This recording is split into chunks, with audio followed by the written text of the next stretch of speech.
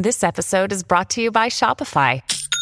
Forget the frustration of picking commerce platforms when you switch your business to Shopify, the global commerce platform that supercharges your selling wherever you sell. With Shopify, you'll harness the same intuitive features, trusted apps, and powerful analytics used by the world's leading brands. Sign up today for your $1 per month trial period at shopify.com/tech, all lowercase. That's shopify.com/tech.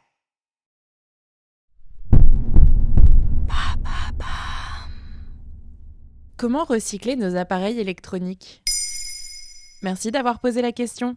Recycler ces déchets ménagers, c'est devenu la norme. On trie nos emballages, on les emmène aux poubelles jaunes et vertes, parfois même on composte nos épluchures. Bref, on fait le maximum pour réduire l'empreinte écologique de nos déchets. Mais il y a les vilains petits canards, ces objets dont on ne sait pas trop quoi faire une fois qu'on n'en a plus l'utilité. Ces déchets, ce sont nos déchets électroniques. Téléphones, ordinateurs, tablettes. D'après un rapport de l'ADEME, l'Agence de la transition écologique, en 2020, ce sont près de 850 000 tonnes de déchets d'équipements électroniques et électriques qui ont été collectés en France. Alors que la plupart de ces objets sont encore utilisables et en état de marche, certains d'entre nous les jettent aux ordures. On appelle ce phénomène l'e-waste. E pour électronique, waste pour déchets. Et il a eu tendance à s'amplifier ces dernières années. Quelles sont les causes de ce phénomène ? D'après le journal des étudiants en sciences de l'Université de Lyon 1, il y a 2 causes principales à ce problème. D'abord, l'innovation technologique constante et rapide. Cela a provoqué le renouvellement perpétuel des équipements. On parle alors d'une obsolescence de nos appareils provoquée par le marketing. Même si notre smartphone est en parfait état, on va en changer pour un modèle dernier cri. De plus, il y a l'obsolescence programmée. Les géants de la tech programment à coup de mise à jour et de nouvelles applications la date de péremption de leurs produits.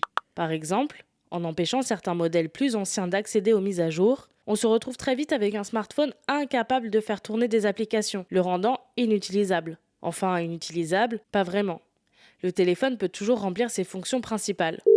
Mais dans un monde hyper connecté, difficile de revenir à un appareil qui ne peut qu'envoyer des messages et passer des appels. Et les conséquences de tout ça ? En 2019, d'après un rapport des Nations Unies, dans le monde, sur les 53 millions de tonnes de déchets électroniques produits, seuls 17% ont été recyclés. On estime que dans les pays à haut revenu, 8% se retrouvent à la poubelle.